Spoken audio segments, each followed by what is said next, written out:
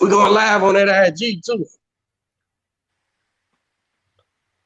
All right, we live. Ladies and gentlemen, the moment is here. The main event of the evening. I'm Jeremiah Gallegos, your world-class ring announcer, to introduce Boxing Podcast. And now, to introduce your host, Tim, a.k.a. Coach. And across the ring, introducing Money Fresh. And now, ladies and gentlemen, it's golden time. Time to tune in. What's the dang deal, everyone? It's another episode of Soapboxing Podcast. It's your boy Fresh, and of course, we got Coach and Hector Camacho Jr. What's up, everybody? Camacho time. I like that. What's good, man? What's going on over there in Panama? Everything good, man. We here on the lockdown right now, but everything's good, man. I'm in the start of Ramadan, so I'm thankful. Getting things together, brother. And, just blessed to be another day. That's what's Whatever up. it is, the best thing one of the best gift God gave everybody, man, was the next day. If you're able to see the next day, it's a blessing, man. Like we start over. I know that's right. You I think, like I said, I think you're maybe a year apart. When did you start boxing? Huh? How old? When I started, yeah, I started Orlando, Florida. I left New York City in '94. I started going to a gym. I was number one in '96, the U.S. Amateur Boxing, on the way going to Atlanta, Olympic trials. But it was in '94 when I started competing. When I was young, I just dipped and dabbed inside the gym. I wasn't competing yet. It was more to be tough. I just get picked on when I was young. You know what I'm saying? Yeah. Oh, you come out your sons. I had the guy who get my hand skills together from young. So you fought nationals then? You won nationals or how I won 3 nationals. Yeah. I won the U.S. championships out there, and I beat Aishi Smith. I beat Aishi Smith on the U.S. championships. Now I'm ranked number 1. Going to 96, I'm number 1. I had some good fights, man. I won some nationals, Cincinnati Nationals. I went to the USG Olympics. I won silver there.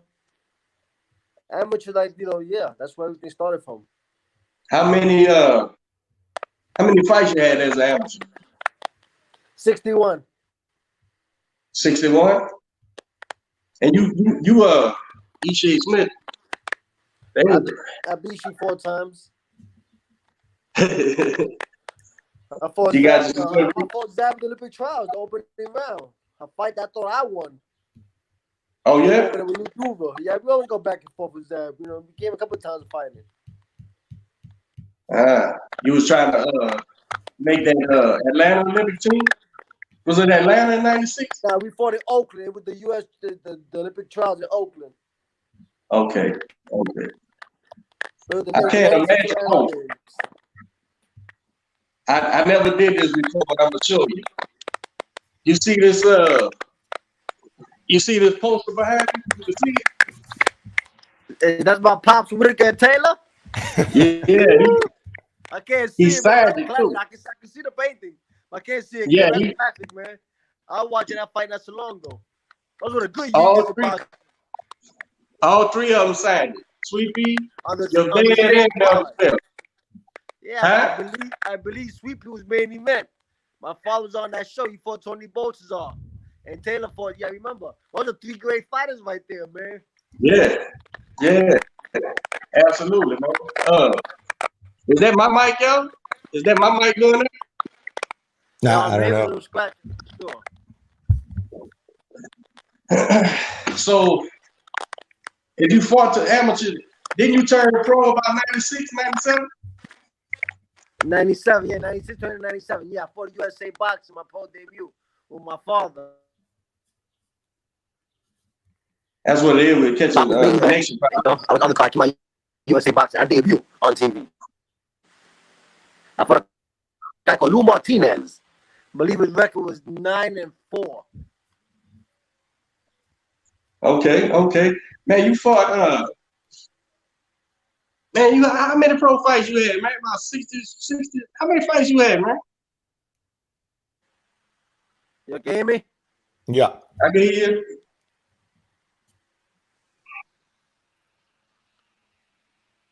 Yeah, You can hear? You got sound? You get me, fellas? Yeah. Yeah. I can't hear y'all guys. You can't hear us?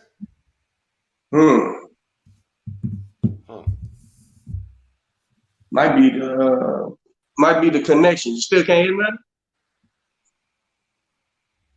me go back, man.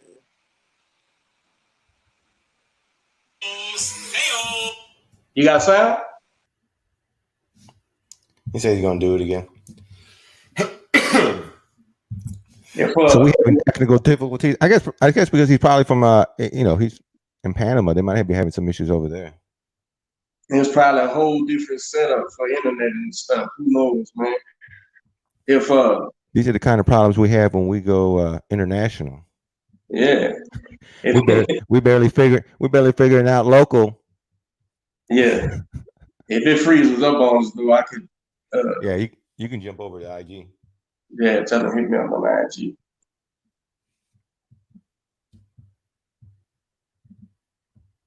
There you go.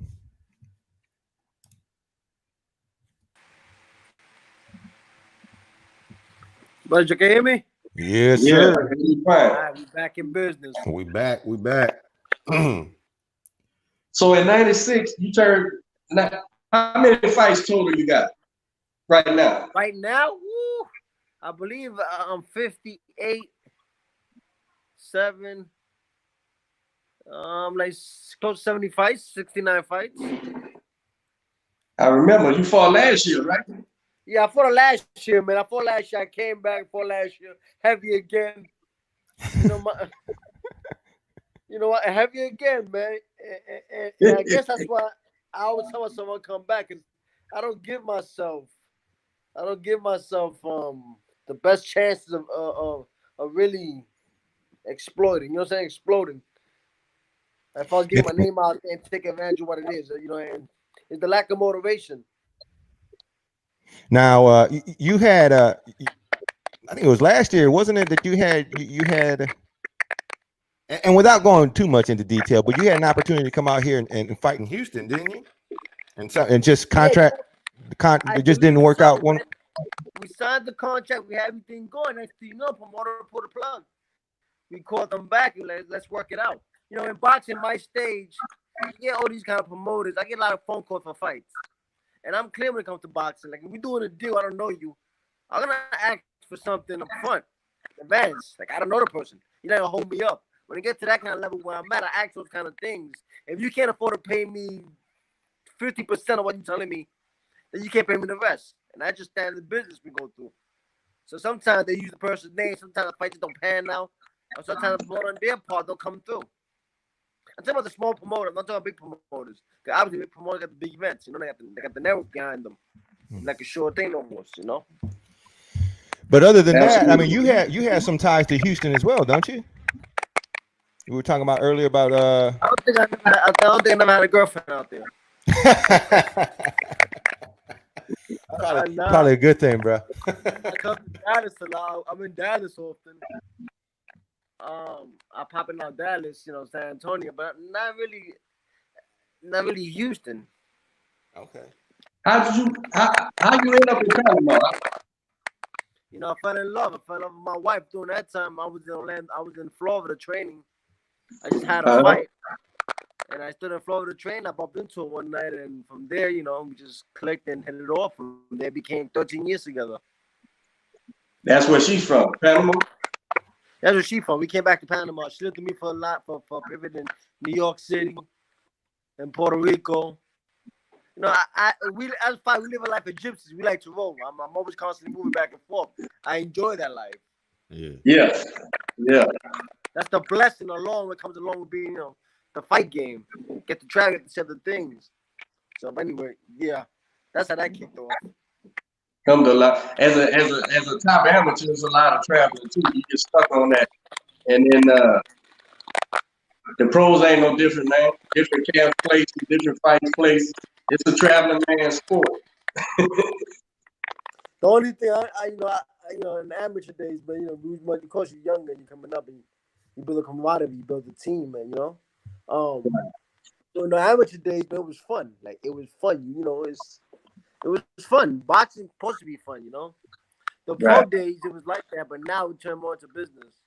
It's no longer a sport like you say. You know what I'm saying? You got to Right. do a lot of BS outside the ring. That the regular fight fans don't see. It's absolutely not a sport at the business side. On the business tip. What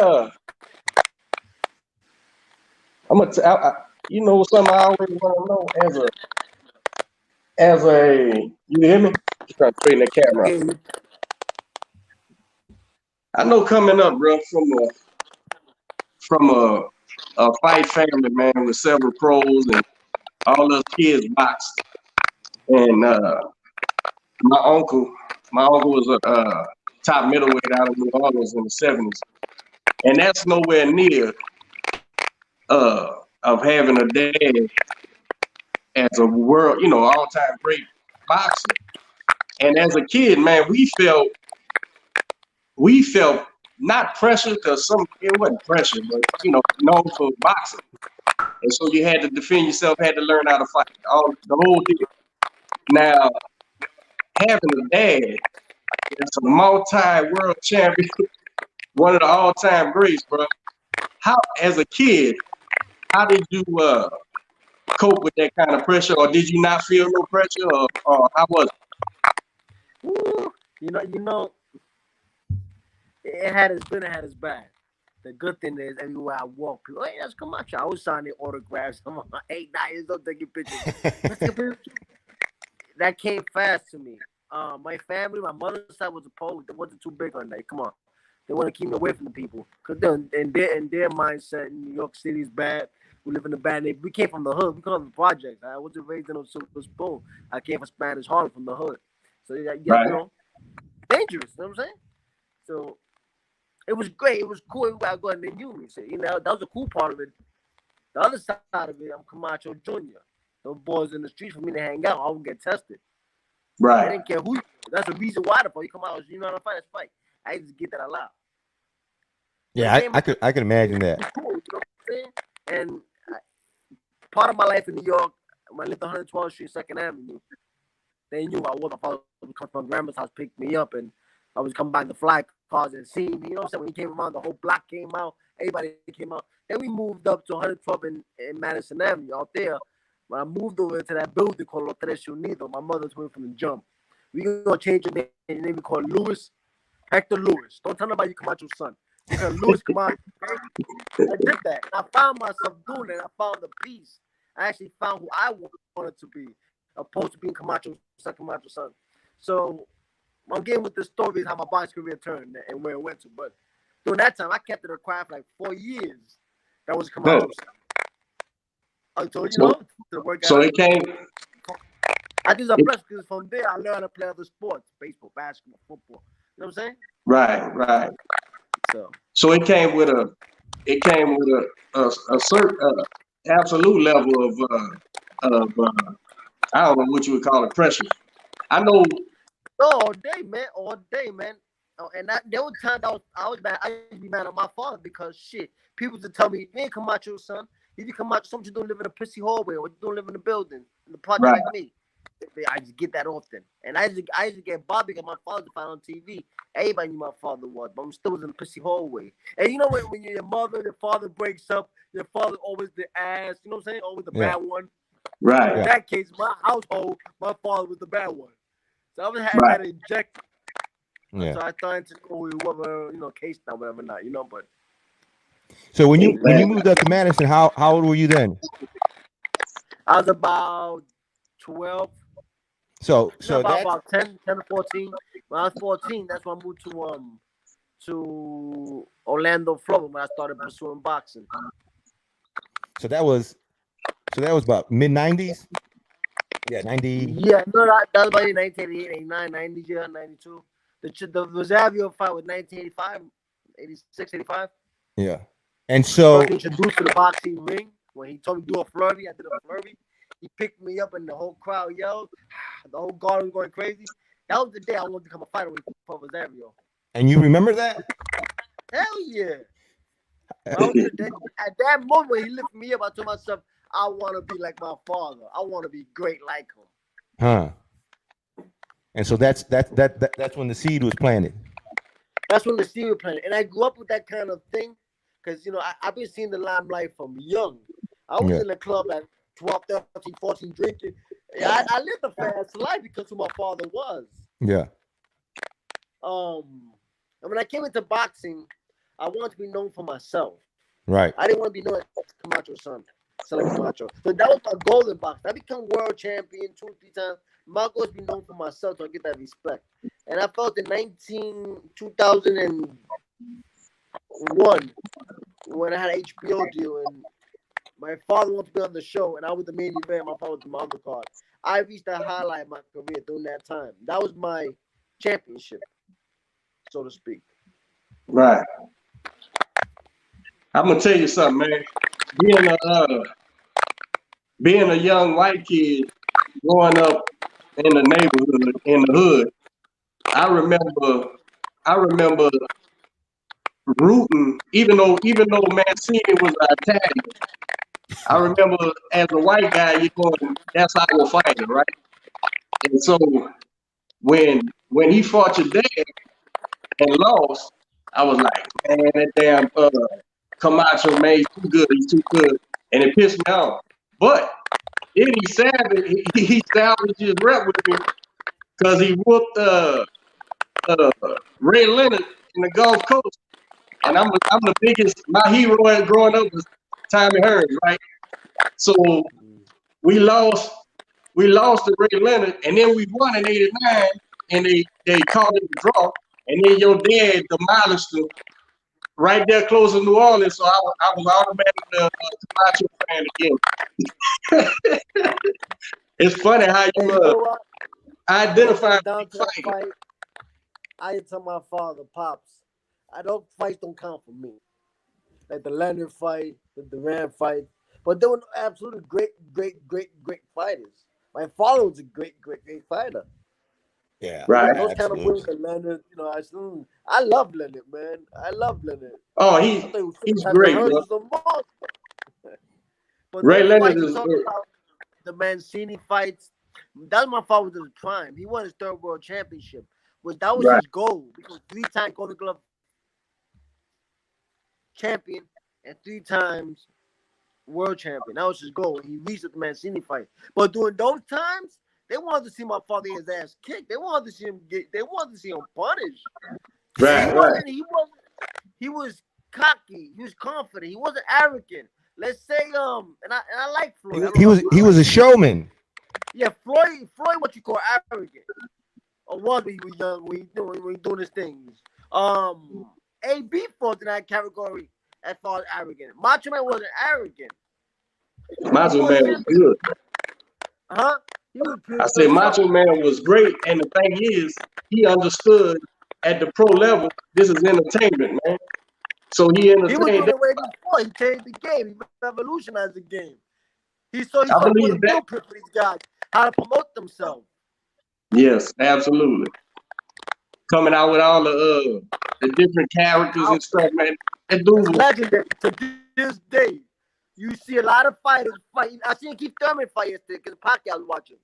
He too wear a Macho Man style boxing trunks. You think one of these fighters said, you know what? I want to give a special shout out to Hector Camacho, who inspired me. Then nobody says those things. They always credit somebody else. But that guy was an icon in boxing. From his style, his ring work, his entrance. Look at the Prince Nassim Ahmed. Look at Floyd Mayweather. He fought Gaddy. Went inside of me in the throne, in a chair. Same way I fought with Leonard. So, you don't hear people say, I like to give a shout out to somebody who inspired me. The Macho Man changed the game. And I just think Showman, his style of boxing was phenomenal. Would you say, I would say that English dude, bro, was the first one to use his style. Who? I'm just having a brain for Prince Nassim. Prince Nassim came out trying to entertain like your father did, man. With the Yeah, entrances. my mother and brother.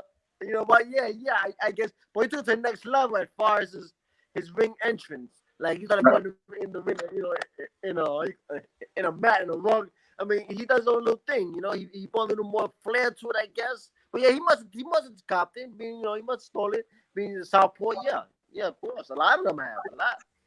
Yeah, absolutely, man. He he was great, man. Entertainment. And I think a lot of fighters don't realize, professional fighters don't realize, it's just as much entertainment as it is athletic competition, Yeah, you know what, and that's what I tell fighters. You know, I'm getting to about, saying, I'm about to throw the towel in boxing. But if I have fighters, something I would tell them, market yourself. You gotta find a nick that works for yourself. You gotta build a fan base. You gotta be lights. You know, if you cheer, great. If you boo, great. Or greater, because they want to see you lose. If they stay quiet, I mean, you're not worth. You gotta put something out there. Entertain yourself. You gotta be marketable. Market yourself. 100%. The 100%. promoter is to promote the show.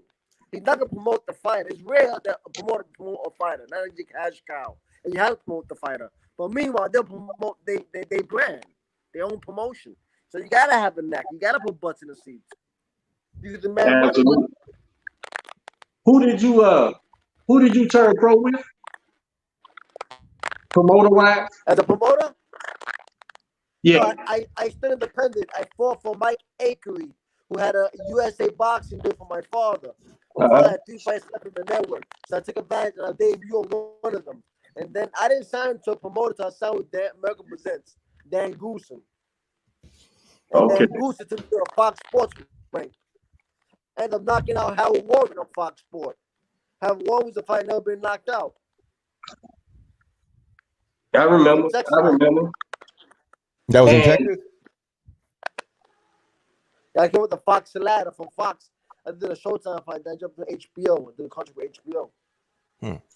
was that your first? They pay had some numbers. So I've been a champion. I've been HBO because the name. But during that time, I was knocking people out. It wasn't that much boxing. It was people going to sleep. And this what was it? This was early 2000s. Yeah, 2000. That was your first. What was your first fight on HBO? I believe they called me up because Shane Mosley couldn't sell tickets. He find the guard. He find David. He find Diaz, Antonio Diaz. So that first fight was against Hutchinson, who fought out to Gaddy the fight before that. With Gaddy, I felt lost, but they robbed the boy Hutchinson. That was the first HBO fight I had. Tell me about. You got to tell me about the Yori boy fight. Not Yori boy. Yeah, you fought Yori boy. Huh? I fought Yuri boy after he fought my father. Say it again. I fought Yuri boy Campus right after he fought my father. He fought my father to a draw, and then I fought Yuri right after and beat him. You got to tell me. You got to give me your side of the Jesse James fight, man. You was ahead of that fight. Tell me about the ending, man. Because originally you won by a cut, right? People said a lot of things about that fight. People were Camacho took that 600,000 he ran and used money on the scorecard to hit, and he cut out. A lot of things been said about that fight. I'll tell you what about that fight. I got headbutted. The vision was blurry. So the referee asked me, "You ready?" I said, "Yeah." "You ready to fight?" I said, "Yeah." "You okay?" I said, "My vision blurry. I'm ready to fight. Let's go." And then he put it back to the corner. They stopped the fight. When they stopped the fight, my first question was, before they stopped it, does this count as what's going down? Scorecards? Scorecards. After the 5th round. All right. So he walked off. Being a smart one of the game, that's what I did. And went to the scorecards. Of course, I was ahead, so I got the victory. And they what happened? And then Leha protested. So we said, "Okay, we'll fight you again. We fight you San Antonio." So then They went through the court little thing. I guess Leha won that battle. Then he had a chance to fight me for Mickey Ward. If you remember in that fight, when he fought Mickey Ward, the fight got stopped in a headbutt too. Mm-hmm. And then Larry Merchant said, didn't you accuse Camacho? Then Leha rightfully did say, well, I'm a bleeder. I bleed my whole career. So me doing it one time, which is true. But that's what happened. I had bad rep going to that after that fight. So before I walked into that Leha fight, I was the next Latino superstar. I was ready to negotiate a fight against De La Hoya, with the toss against De La Hoya, but we had Trio Gaddy next. It was a good deal coming up.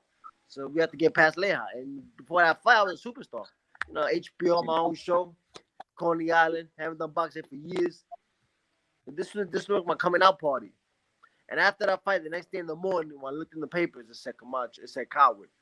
When I seen that shit the next day in the morning, I said F boxing. That's what I should have known better. I see my father's career, how it went. Him being who he was, they still crucified him. So when I seen the next day, that's what I said F boxing. I got paid $600,000. Like, you know what, F boxing. And that's what from there on came the downfall about my career. I remember they HBO was pushing it heavy, man. That was your coming out party. So yeah, what not coming out party? Yeah, Trio Gaddy next. That you know who else that backfired on, man?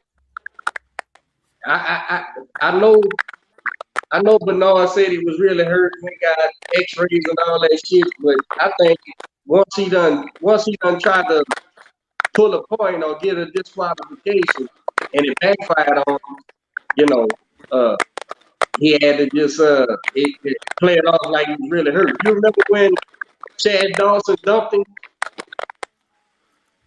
Who, Hopkins? Yeah.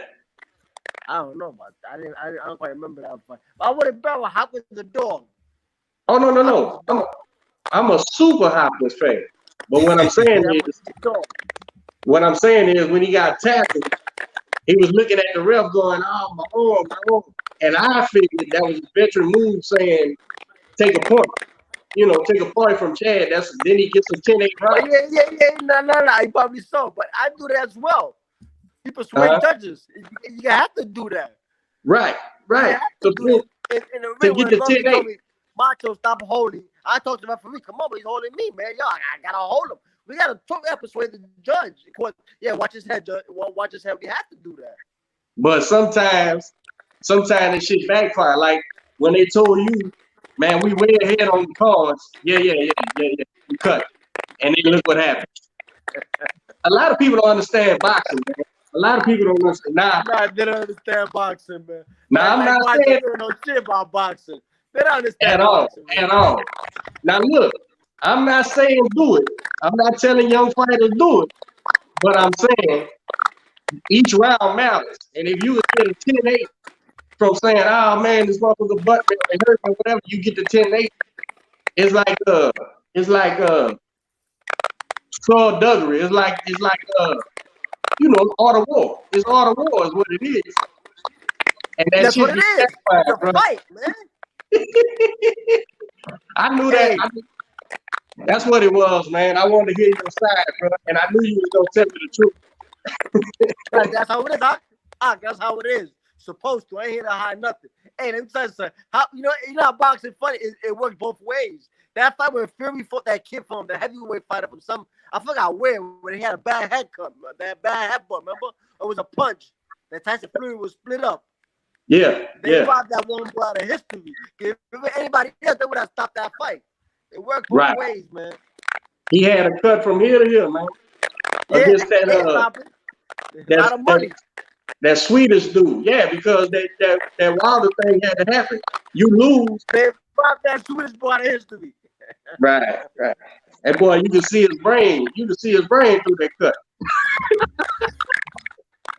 That's 100. For sure, man. But boxing no joke up there, man. Remember how Hakeem Rodman had a lump up here. Boxing no joke in there, man. Everything mad. Let me tell you something. One punch that bothers when you're in the clinch and you punch somebody in the ear. Bing. It has to be hard. When you're in the clinch, you just rock somebody in the ear. Bing, it'll buzz them. Boxing is a war up there, man. You gotta pick and choose your battles up in there, you know? When the fight. It's not just going there and throw punches and fight.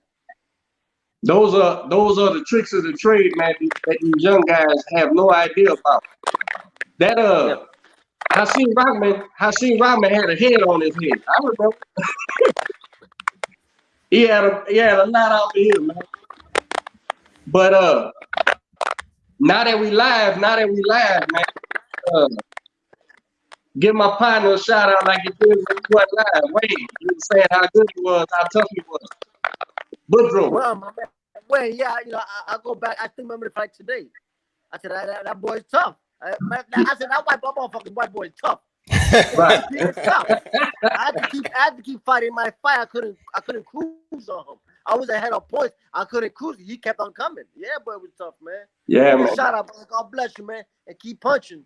I used to be in the gym with him, with my guy, and I was a young kid in the gym learning to be a trainer at that point, and I'm observing everything. And Wayne, that little bitty dude, bro, used to spar the heavyweights, everybody. Cruiserweights, light heavy. Tough, man. What y'all fought at? Like 40, 47 maybe? 140. That 140-pound dude, 5'6", 5'7", maybe 6, sparring heavyweights, bro. Going at it. He's just a journeyman, man. He didn't get it. He had to earn it. Every spot he had to earn it. But yeah, man, that's my dude, bro. We from the same city. To beat him. You could have to beat him good. If you give him an opportunity, he get in that fight. He probably put a fight on. He was tough. He wasn't just any kind of fighter. Absolutely. What you got going on right now? Well, I got a lot of things going on. I just locked in right here with damn moment with coronavirus, man. But I work a lot of things. I'm always staying busy outside of boxing, outside of the ring, community-wise. Being a mother, I'm always giving back over to something charity. But I'm working a couple of things, man. I got a fight off front that I'm thinking about. What really motivated me is my age and all the time I have that I can't walk out the boxing game without doing something. I have one option come back to the ring. I'm in talks right now. I'm doing a lot of things outside with it. I got a book coming out. A book of my father's called Camacho time. Oh, that's what's up. Stay busy, but man, stay busy. I'm taking the time now. We've got time down, shut down to write, to draw, keep the mind creative, keep the mind buzzing. It should be a busy year once they let me out, man. Are you working with any fighters as well? Nah, you know what? Nah. I'm dipping in there. I'm thinking about it. I'm really putting things on paper. Probably promotion. As far as managing, I don't know. As far as training, I don't know. It depends. Because, not every style is the same. You have to work with somebody who's southpaw or something. Not every style is the same, So when it comes to training, I'm not too sure. But as far as promotion, I think that'd be the route for me to go. As a fighter, I know what fighters need. I know how to build the fight. I've seen one of the best do it. So. You certainly your father worked with you, but who was your first trainer outside of your dad? My father never worked with me. That's the crazy part about this. Oh, okay. My father never trained me. My father never showed me, hey, do this. He never told me none of that. He never took time out to show me, never. I started with a local trainer called Pedro Ramos. That was my first amateur coach from amateur. He took me all the way to Olympic trials. When I turned pro, I moved to a team in Puerto Rico. I stayed in Puerto Rico about 10 years of my career. I went undefeated with that team. When I left that team, it's after the Leha fight, I went to New York. I wanted to find something better. It's when I started hanging out and started going, not caring about boxing afterwards. I trained with a couple of hands. I even went to Matthew Stewart. I came over here to Joe Goosen. I moved around when it came to training. I trained there. Do you feel should you have stayed with your first guys or what? What do you think? In boxing, we all gotta learn. So let's say, for example, if I see Panama in the gym, rest in peace, I would take a better brother and show me something. Like I always do in the gym. I have a trainer, but I would look at other things and observe. I think the best trainer is one eyes because you look and learn. Right. But yeah, no. Probably during that time, there was times in Puerto Rico, and I had opportunity to go with Matthew Stewart young in my career, but I had an HBO deal. I didn't make that move. I was comfortable in Puerto Rico with my team. I'm my own leader. And that would mess me up. But if I have to look back to over training, no. You find knowledge every day. So you spent time with You spent time with Gucci, you said? Yeah, I changed that Goosen. I worked with both Goosen, Larry Goosen and Joe Goosen. How was your time with them? Oh man, it was great, man. You know, they hard knock. They know they're boxing. They Yeah. grew up in boxing. They ran boxing. They've been boxing all their life. As far, you know, amongst other things, they had acting career, but they were acting before. But their main thing is, you know, boxing. So yeah, it was great, man. Our knowledge from both sides. Absolutely. I met him at a Everywhere has its own school of boxing. Puerto Rico have their style. New York City have their style. You know, every place have their own school. yes, So absolutely. Absolutely. That I met Goose and we had a fight in Vegas last year, and I got the opportunity to meet him. But I was a fan, you know, of him as a trainer anyway. But yeah, man, it's almost like regions. Huh? Every region has their style of fight, depending on where you at. yes, sir. Yes, sir. It's all about adapting, having Right. strategy. Okay. Absolutely, gotta and have experience. every fight could be different. Like every round could be different. See, people underestimate their opponent having a good team behind you, and also adjusting, adapting. That's what made Floyd so good. You could adapt. That's why the Macho Man so good. You could adapt. You have Your to father, adapt in there. your father, absolutely used to get in that ring and make them tell on themselves, and then whatever they gave him, he cleared the table. You want Hey, to now, give my father? Whenever you fought the Macho Man, you had to fight his fight. You couldn't take him out his zone and make him fight your fight. You couldn't take him out his zone and make him stay there and bang. His style was his style. If you're gonna beat him, you're gonna beat him in his style. Like that's something I respected about my father. He wasn't I trained. gonna force him to fight dirty or fight toe to toe. Like put him against the rope and bang him. He's not that type of fighter. Hell no. hey, One how rule. was it? How was it fighting in the same card with your father? Nerve-wracking. I don't worry about his ass. I worry about Hunk. I know he'll behave like I behave. You know what I'm saying? His behavior was much more, much more another level. So that's the I won't worry about him. But just like that, his behavior was another level. His training was another level. This guy's a bust his chops, man. I just walk in my father in his room sometimes at 1, 2 in the morning. I can hear him. When I walk in, he's in there practicing either boxing or karate. I mean, he non-stop. Even I'm talking about in the 30s, 40s, 50s, my whole life knowing him. He was sharp outside the ring.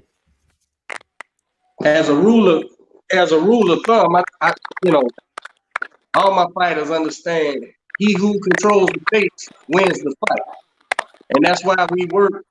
That's why we work to increase that red line, man. I got to gauge how much you can go full blast on whatever drill we're doing, and then increase it so we can change the pace of that fight if it gets away from us. And your father, I would agree with that. He was a master of that. He was a master of controlling the pace of a fight. Be it with his feet, be it with his hands, whatever. He'll take the pace back, right? I agree with you 100%. I like what you just said just now. What you do with your fighters. I like that. Because that's the damn truth. That's the first time I heard somebody at trainer say something like that. You have to. Hey, you have to I'm the shit. 3 minutes. You gotta walk. If you never a fighter, you gotta walk off a little bit, take a breath, and come back to. Hey, we ain't never gonna hear the end of this now. I always been the shit though. Look, hey, this is the thing though, Hector. My boxing is real old, bro. And so when I say things and these young guys, they hear certain things that you and I talk on Facebook and stuff. And their mind gets blown. And I'm like, do you realize that comes from the 50s, the 60s? That's real boxing. And they don't understand, man. They don't understand. Hey, was there Because you don't walk out, they don't understand, man. Off a jab, a quick hook, come off, hold them, push them, hit the angles. They don't Dude, understand those things. a master boxing fights as little as possible in the round while winning to go on to the next round. Yeah, listen. My kids, bro. Amen. This was I tell my kids, look here, man.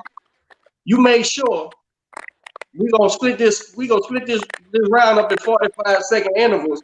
And that last 45 seconds, you end up back over here, so he got to walk way over there. All right, coach. And then they go to Old school.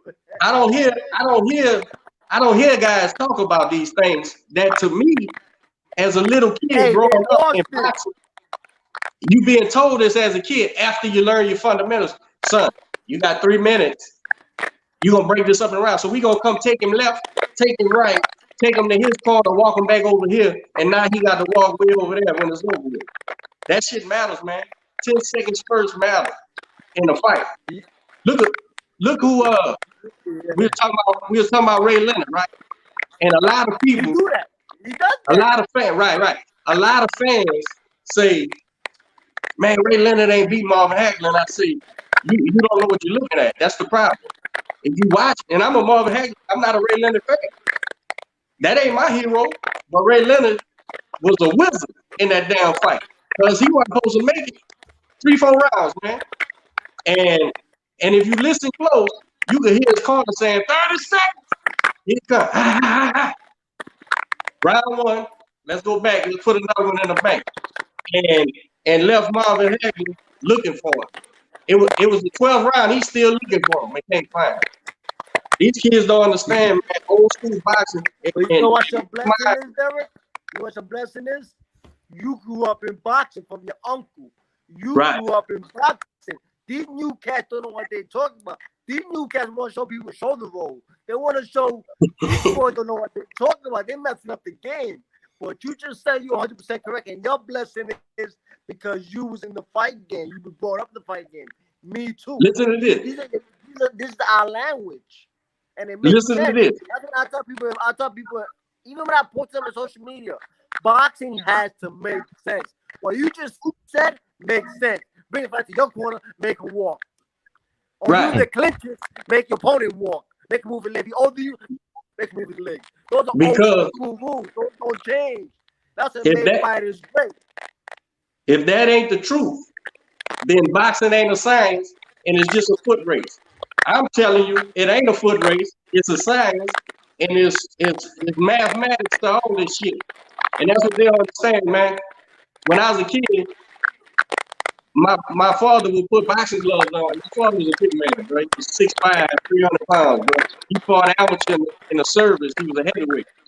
And he would put on boxing gloves, and that was our mix. And I'd be shooting jabs, hooks, right hand, slipping shots. And so when I see the pity pat midsection, that's for pizzazz. That's for the show off for the camera. So where's the fundamentals? You're not learning fundamental boxing like that, man. And that's my biggest gripe is these guys who want to be boxing trained. And they boxing fans. They love boxing. They eat shit and sleep boxing. Yep. They don't know, so they go find some videos of how to do the boxing mix, and now they train. But they have no understanding about controlling pace, distance, range. They have no understanding of the difference between distance and range. They think it's all the same. So you can take these top guys, these amateurs who win a lot. He's winning because he's the best athlete. But in a professional game, we gonna nullify that shit. We gonna take that from him. Best athlete ain't gonna matter because you have no idea. I'm putting these mathematics on your ass, man.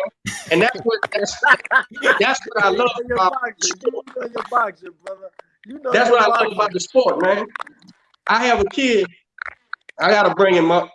2-time national champion, right? I built him from the ground up, scratch. First jab. And he said one time, he said, Coach, he said, here I am, national champion, captain of Team USA. And at home, these boys are still saying, oh, man, he ain't gonna do it. Oh, man, somebody gonna beat him. His final amateur record was 79-12. He said, man, these boys don't respect me, man. They think I ain't no good. I said, you know what? They don't understand. They have no idea what you're doing in there, man. So his trainer is just saying faster, throw more shots, jab, no jab.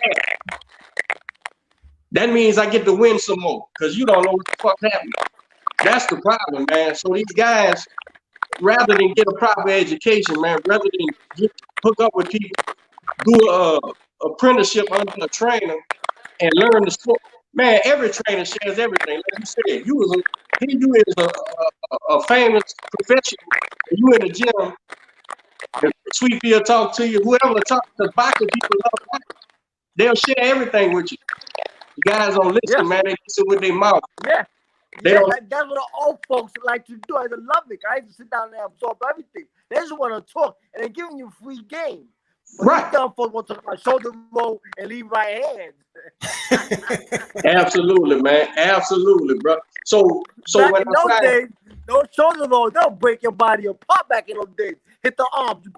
Those are the days, man. You have to fight in there. You have to find ways to win. Hey, your contenders were motherfucking. They were mothers, man. You have to be in shape to fight back in there. It was a fight. right, Those right. Go away. That's who fighting smart. who were some of the people? Who were some of the people that were influencing you in the gym? That were there in your ear talking to you about boxing and helping you along in the career? I just always like to show the trainers. I just like to pick trainers. My father trained him. My father was sparring.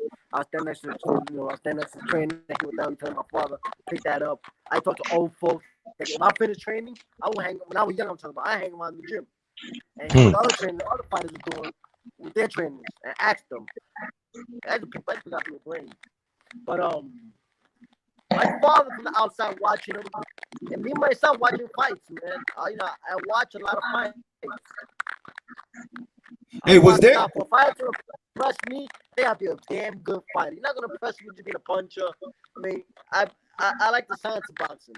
I like the skills of boxing. Was there never an opportunity for you to fight Vargas? Yeah, me and Vargas came close to a fight. Real close. You want to come back, but at that time, he's like 280 pounds, man. You ain't gonna fight. You know what I'm saying? My man 280 pounds, you gonna fight what? In May? Fuck out. You ain't gonna fool me. I've been all my life in boxing. So I knew it was a 50-50 thing. So I was trying to get money up front. I knew it was a 50-50 thing. He ain't making that way right now. But the funny thing is, when I seen Vargas at 6 months down the line, he said no, he's not taking a fight. After I seen him at 6 months down the line, I seen him he lost weight, look good. He looked good. I knew that was happening. That's nuts, man. Hey. Boxing all about show, man. Like I'm planning on coming back at my age. I'm staying in shape.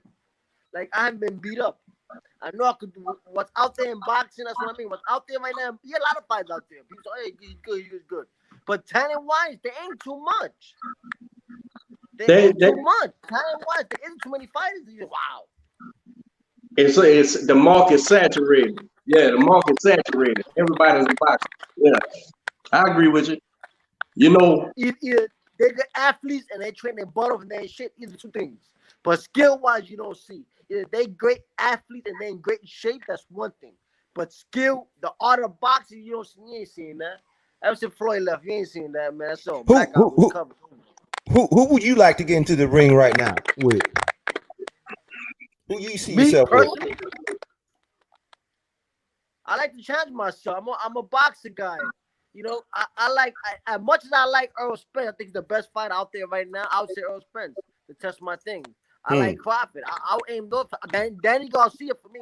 I like Danny, me being a Puerto Rican brother. Well, he's a Philly Rican, but I give him respect for fighters like that. And I like Danny, and his resume is off the hook.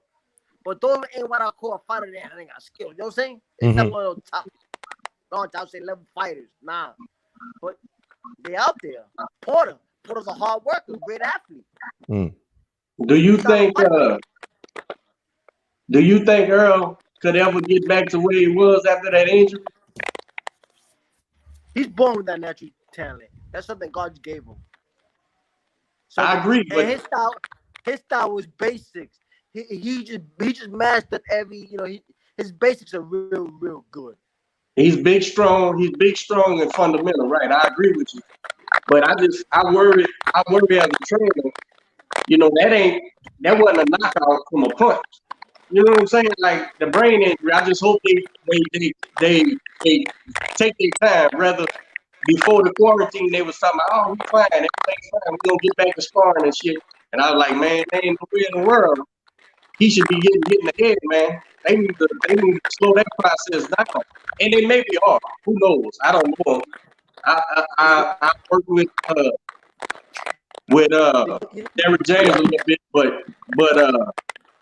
I I hope they don't take think their time, let them heal up properly. I don't think he's gonna risk everything he gained at this point just for to rush him in the fight, trying to fight whoever. I don't think he's gonna risk it.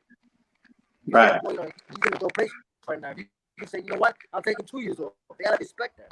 Yeah. See, that's what I'm talking about. Yeah, I think that would be his move. That's what I'm talking about. Take your time, man. Hey, But are you if he comes back, it's because he's ready. right? And Are he's you good at his basics. So he don't need to be in a rhythm. He's not a rhythm fighter. He's good at his basic. Come up good with defense, good very basic fundamental sound? How long did Yeah. Garcia take off? Mikey Which took Garcia? off what? 2 years? 3 years, maybe. 3 years? And he came back. Listen. He wasn't injured though. He wasn't Right, injured. that's He what I just had some mean. motor problems. Right, but if Earl can take this time right now and take advantage of it, he's still young. He's on the top. I'd take as much time as possible. Come back 1,000% healthy. Before this quarantine, remember he was talking about having to come back this year, and I didn't want him to do that.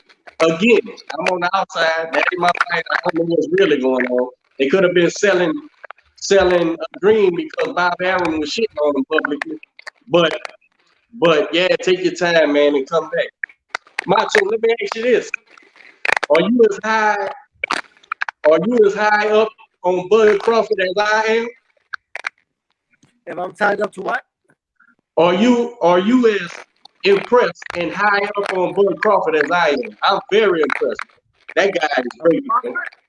Yeah. Terrence Crawford, I haven't seen too much for them to say he's the best. Because I look at people's resume and who they fought. But what I'm impressed with saying, he's a dog. Like, you gotta be good. You got to be great to beat Crawford. Not good, great. Yeah. Beat Crawford. You fight you fighting, he's a dog. He'll fight you boxing. He'll find a way to fight. He got power in his hands. So I give him credit. Hell yeah. But to me, to rank him one of the best tops, then nah, I'm not sold yet because of resume. Is he? Yeah, he's star potential. Is he that good? It seems like he's that good. What impressed me on Crawford was that last fight where he was boxing. He took a hit, he got offended, and then he came back out and just switched his whole style of boxing and just start beating him for the remainder of the fight. I mean, just giving him an ass whooping. Yeah, a dog. When I seen that, I said, "Ooh!" And that's the first time I seen him fight. I said, "This boy's a dog. Yeah, this boy's a dog." That's what. Good to beat him. Good to beat him. That's impressive. That night, that's an impressive performance because the boy was strong. Oh, that kid was good, man. He was just a foreigner. He was a foreigner. We didn't know. He was an Olympian. That's why I give Bronner, Adrian Bronner, a lot of credit. Adrian Bronner. I don't see too much, into the best he does. If you could change that, great. But when he fought Milano, my man told the late rounds was walking Milano down, coming forward. He didn't quit.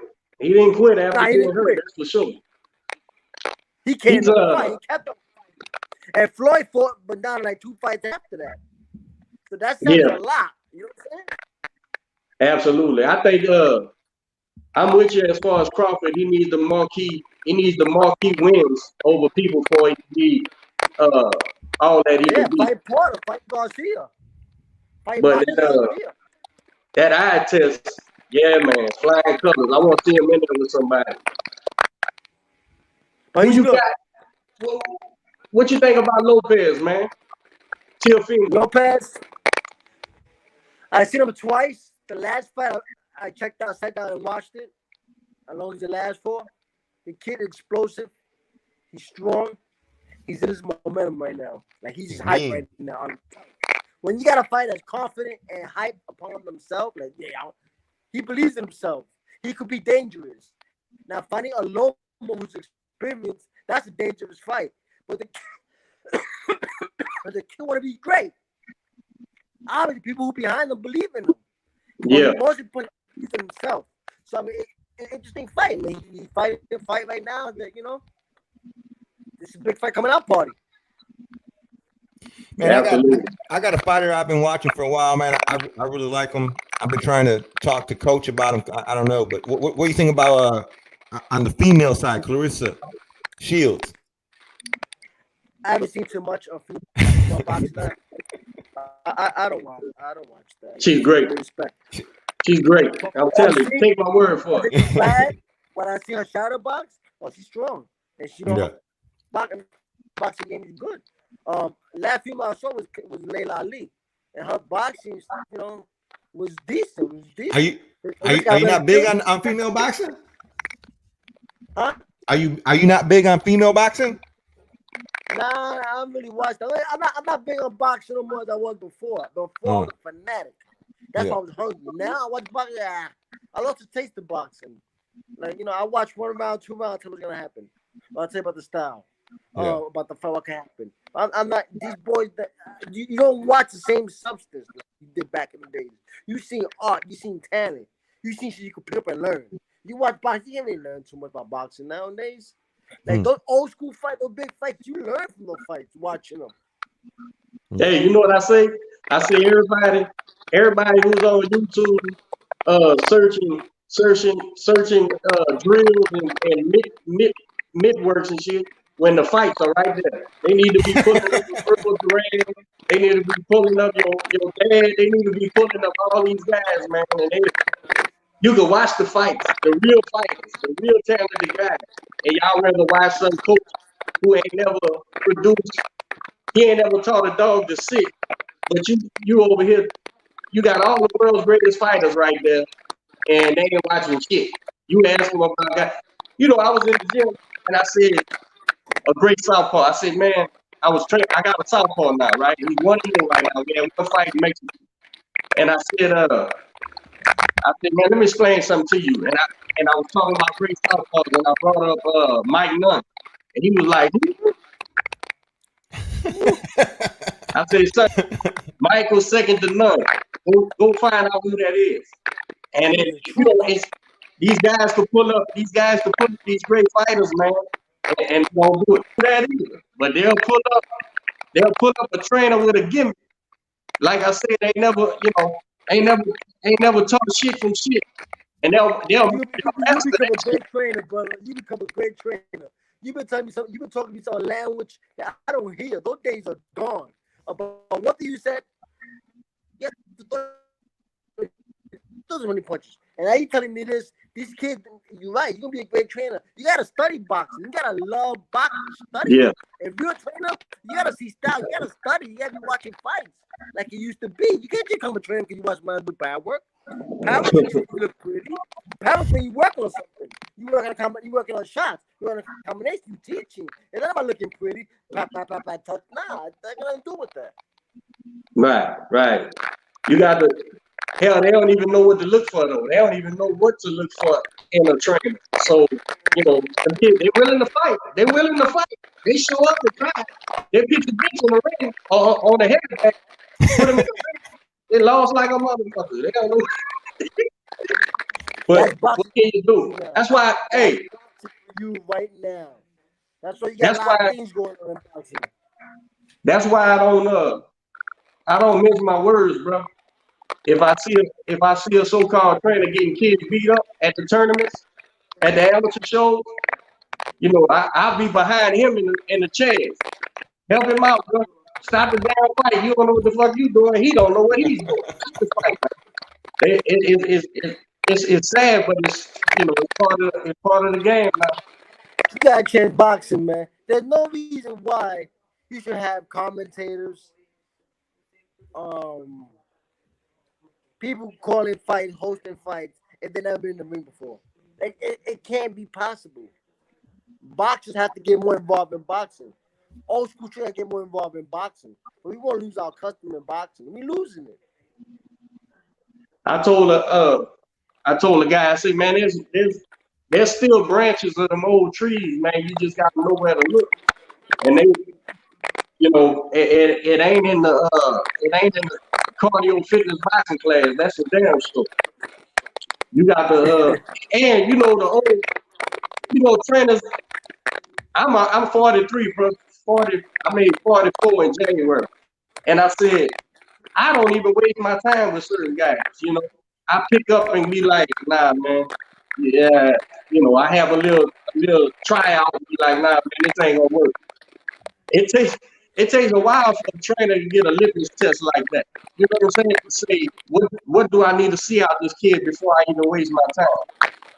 And that's another thing you don't see. You see trainers, they got 15, 16 fighters, amateur fighters, and you're like, yeah, damn, you teaching all them out of fighters? You can do that? You a bad motherfucker, man. And they lose every fight. 100%. 100%. 100%. Hey, so what are you hearing? What are you hearing out of your camp as far as what's going to be happening in boxing, man? You hearing any rumblings over there? When the next show is? Panama, I don't have what you call camp. I don't have a team right here in Panama. I'm just in Panama. I live out here. Like I said, I'm away from boxing. For a while. Only way I go back to boxing to the States if I have a fight coming up. If I have a fight coming up, then my next step will be going to the States and training out there. But as far as boxing talk, I mean the Garcia fight, it's just what you read every day at these sites. Yeah. Boxing going on. We don't know what's going on. I talk about doing fights for the audience. So I don't know. Let me ask you something, man. Right now. We ain't gonna get into it too heavy because this ain't the show for it. But being a Puerto Rican brother from New York, and now you're how did you come to the faith, brother? Were you religious? I was born and raised in New York City. I'm a New Yorker. So you always been in touch with Muslims? You always came across Muslims or what? Oh, how I got to Islam? Okay, I got you. I came to Islam, and alhamdulillah, man. Alhamdulillah. I wasn't raised Islamic or born Islamic, so I have no idea what Islam was. It's just something came to my heart. And when something comes to your heart like that, it's from God. So when I was in Panama, I was having a little rough time with my then girlfriend. She's my wife now. At that time, I was having a hard time with my then girlfriend. So I got away from her and went to the city. And one morning, I went to go jogging.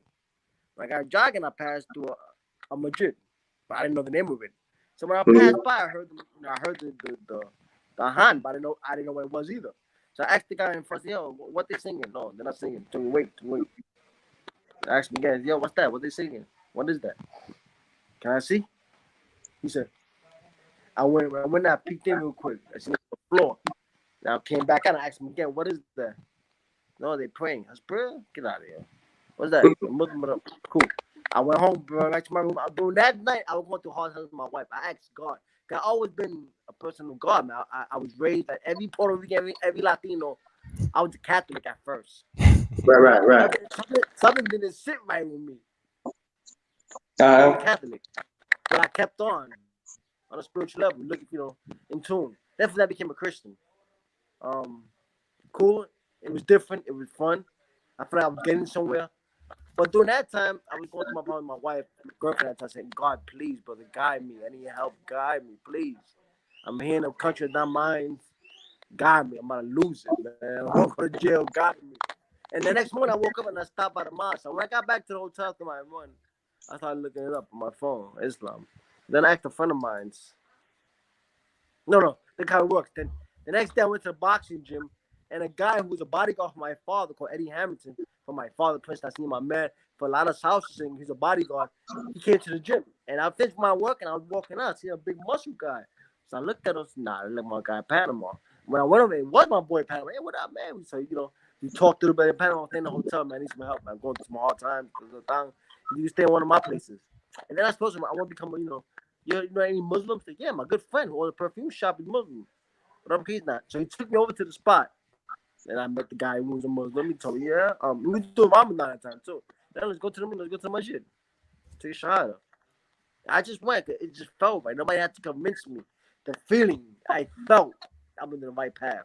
It's like someone had to tell me about it. I know nothing about it. But when I went in, and I started went in there with the brothers, and You know, to teach me how to do clean your hands. It felt like a brotherly love. Like, oh, I got a place to go to. It's just different. It's a way of life. It's different. Right. It's hard to Alhamdulillah. explain it. When That's where did it's you at with that. when did you make Shahada? I made Shahada in 2009. Alhamdulillah. My national champion I was telling you about uh made Shahada and another one of our pros uh became Muslim last year, man. You know, it's funny because I always tell people, man, don't judge Islam on me. I'm a failed believer, man. And so I don't really propagate, and try to do that. But when young guys end up going that route, you feel like you made a good impression. But only God can lead. Only God can lead someone to the deen. Only the mistakes is mine. So alhamdulillah, man. Hopefully I get credit because I did a lot of wrong, man. Hopefully Allah will give you credit, stay brother. the path, man. I always say this. I always say this. You have, it's important want to be a believer. You have to believe in something in life. If you just wake up in life like not believing nothing, you just living life for nothing. You Yeah. have to have a belief, brother. You gotta have something you fear. You gotta fear Allah. You gotta fear God. You gotta have fear of the Creator. If you don't believe in nothing, then you just lost in life. You just walking through that like whatever. Okay, whatever. We got there's a large Hispanic Muslim population in Houston. Some of the young brothers who I made Shahada with back in 2000, one of the brothers went study in Medina and became a sheikh. He came here. They got a thing called Islam in Spanish, and they got a building outreach program. Man, they do Juma in Spanish and English, and it's a big population here, man. Hispanic Muslims, man, in Texas. They go everywhere, bro.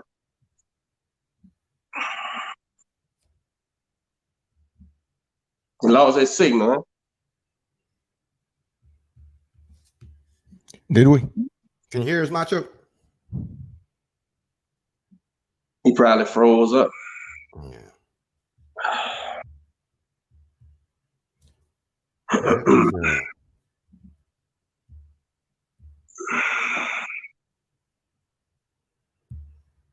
See if we get him back. Yeah, if he comes back, we'll finish the show. Hey, let's take this time to talk. Reach out to our guy Jeremiah. He had Absolutely. He had what is that? Bell's palsy. It's a stroke that causes it has a stroke. I knew a couple of people that done had that Bell palsy syndrome. I think it's called, man. Freezes half your face, half your body, really. Yeah. So shout out to Jeremiah. You're recovering right now. Just know we all support you. We're behind you. We know you're gonna get through this, bro. Keep fighting a good fight. Absolutely. And I was just thinking about this too. And I was gonna send you a text message, but I'll go ahead and say it here. A lot of times this shit happens. Shit happens in life, and we don't know why. But this coronavirus, it puts us all on lockdown. It keeps us at home. And I was just thinking, when he shared what happened, he had said that he was at home and that he was able to call out to his girlfriend. Well, you know what? Because he was at home, because his girlfriend was there, they were able to get him to the emergency room and get it addressed. What if he would have been on the road somewhere, in a hotel by himself, and dealing with something like this? So, bro, things happen for a reason. God had it set up this way, and you were able to be at home. Your girl was able to be there, and you're able to recover from this without really missing the shows or anything, because the shows are on pause. Nothing's happening. Right. You're not missing out on anything. So, we just want to let you know that, we're behind you. You're in our thoughts. We appreciate everything that you do, and get well soon, bro. Because boxing needs you, man. Yeah, I'm a big Voice Man fan, bro.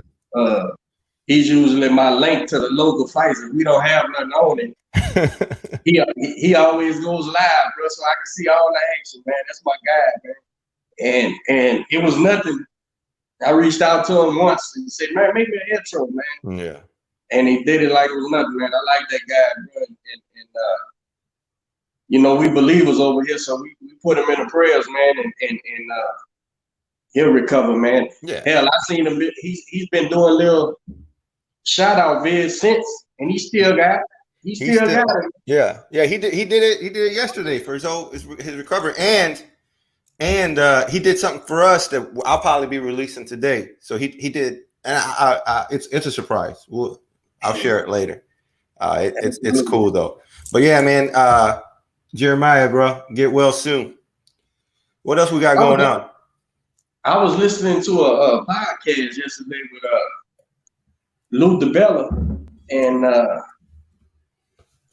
I'm having a brain fart, bro, about what's the name of the podcast. But anyway, and he was talking about how, about these closed shows, no audience, just boxing, the right. commission and the people necessary to fight. And he was saying, people think it's just gonna pop off as soon as we clear it. But he was like, man, they're still gonna have social distancing regulations and stuff. And you just don't know how the fighters gonna react to being in the building by themselves, just the two fighters. And how it's gonna how the flow of the fight's gonna go. And he was like, do you put Regis and Hooker, which is a great fight? Do you put them in a ring with no gate? And how you pay them? You know what I'm saying? Because the promoter loses the gate. So two things on that. One, I hope these team owners, these promoters, these people that are involved in the executive level with these pro sports realize, and now moving forward, will appreciate how important the fans are to the show, right? Yeah. Because I was watching, I was flipping through TV the other day, or my wife was, and she stopped on wrestling, and she goes, "Look, they're having wrestling with no one in the seats. There's no crowd." So I went to go look, and it was just so awkward. Like it wasn't. It didn't make any sense. You can see it in the performance. The crowd, the fans really do provide a certain level of a max level of energy and element. That's a pure. Show.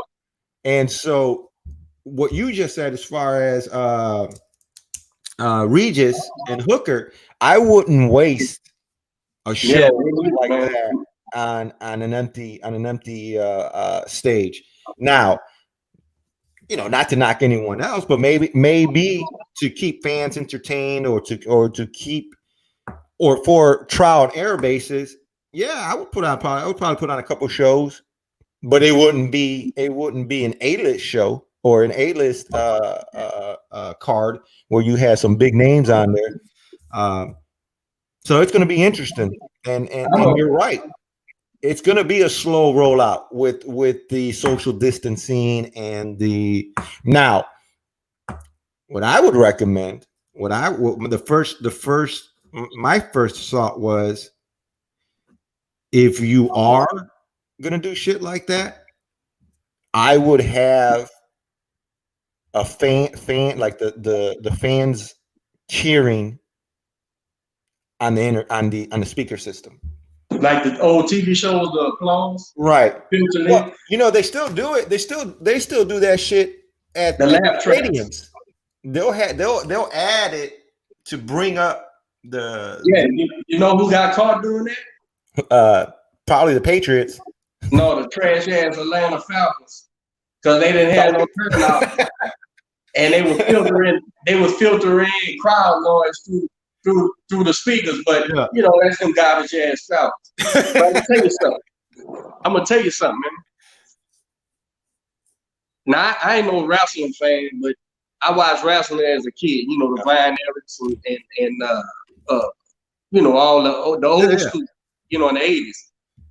And wrestling is a spectator event. You know, I ain't gonna say sport, even though they athletes, but the crowd is a pivot. They playing like they fighting for the crowd.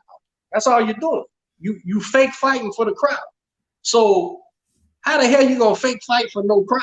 Now you just you doing like a stunt scene on a movie. And so how do you can't really entertain nothing, man. So I don't even know how that would turn out. But forgive me to all the wrestling fans out there. I mean, I know it's a super huge thing, but so the same thing with a fighter, man. If you know, the fans motivate the fighters, bro. You know, if the fighter gets in the jam, he gets rattled, and ain't nobody saying, "Come on, champ." Well, imagine having the Roman Colosseum and Roman soldiers fighting without no one no one there. What the fuck I'm gonna fight this lion and this tiger with this sword, and ain't nobody here to say, right? That don't make sense. Now, if you could get some kind of network or app or whatever that pays, and you could pay some decent fighters, some upcoming fighters, you know, a decent, you know, couple $1,000 purses, then it's worth it because you're getting paid to do it, but you're not risking a world-rated fighter. You know, you're not risking one of you guys who's in title contention, you know, losing to so-and-so because it's a dead space. I don't know, man. I think a lot of people's gonna try it. Even Joe and them was talking about trying it, and I think they should. There's a lot of fighters in Houston that if they could give them, you know, $1,500 to $2,500 to show up and fight, you know, ain't nobody in the gym sparring. Ain't no crowd in the sparring session either. But you're not risking these guys. But to put like a Regis Prograis, a fan favorite style fighter, in a situation where, first of all, you ain't gonna be able to pay him what he's worth because you done cut your nose to spite your face because there ain't no gate, you know. And so who's gonna pay? You know, there's no site fee. You know, the MGM Grand ain't gonna buy 15,000 tickets to sell when ain't nobody buying tickets. So there's no site fee. There's no, you know, there's really nothing. It's got to be a pure, you know, promoter agent thing with a network, and maybe filter in some crowd noise. Just show the cameras on the ring, and maybe you can do it. I ain't saying there ain't a way you can do it, and you know, fight. It's a real fight, so people watching it will be into it. It's just I worry about the fighters being. Are we gonna have a fight by the end of the year? Are we gonna have a show? I think so. Yeah. I look for everything. I look for everything to pop off about October, man. Something's gonna happen in October, November, December. Watch, because this is what's gonna happen.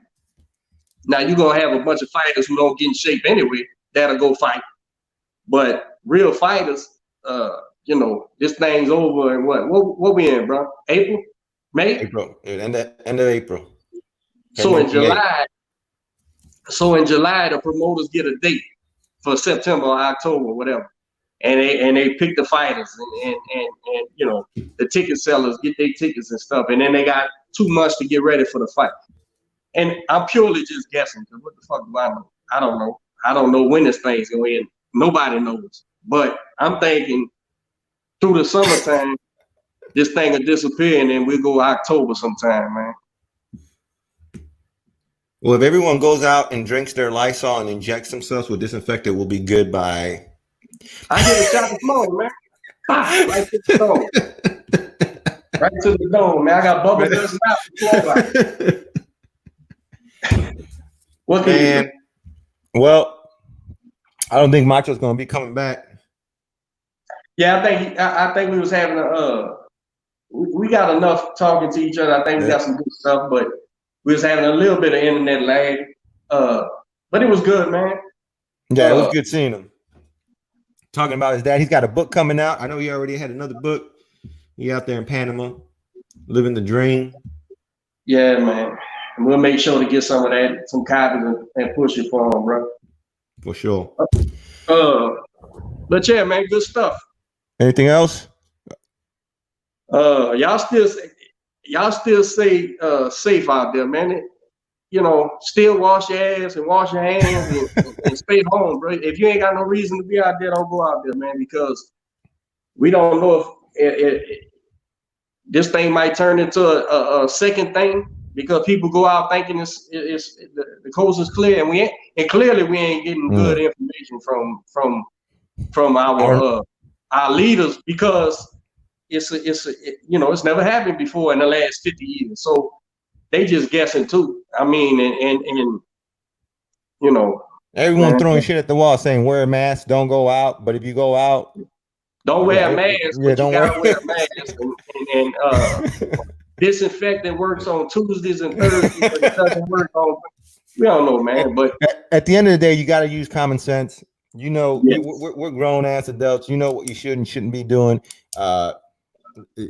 Fuck. You and use your common sense.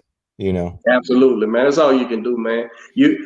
Heaven forbid you bring something like that home to your wife or your children, man, and you make it. You know how how that goes. You fight it off like it ain't nothing, and then you give it to one of them babies or something. Stay home, man. And if you ain't got no reason to go nowhere, don't go. The coast will be clear soon, and we'll get back to normal. But until then, man, everybody needs to stay safe and stay vigilant on all the things you can do. In a regular flu season, you don't go dapping motherfuckers and hanging around people that's coughing and sneezing and stuff. So do the same thing. That's what's up. And so again, big shout out to Jeremiah, bro. Get well.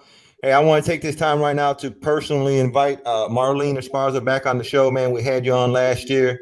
It was a great time chatting with you. This was I want to talk to her. She done had some. She got some things to talk about, man. That'd be great to get her back on the show. Marlene, if you watch it, man, come back on the show. We can set it up like this. We get you in via video.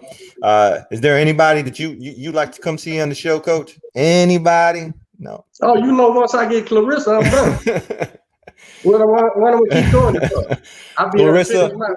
I done been finished my journalistic voyage to be through. So Clarissa, we can get you on the show, man. We really love to sit down and chat with you, man. It'd be a great opportunity to use this time. We don't got too much going on doing anything else. So, man, Clarissa, if we can get you on the show, we'd love to have you. Other than that, man, all y'all local fighters, trainers, boxers, hit us up. I know we've been getting some messages. We're gonna try to get through to everyone. But we appreciate the continual support that you guys been giving us, and we'll catch y'all next week. We out. We out.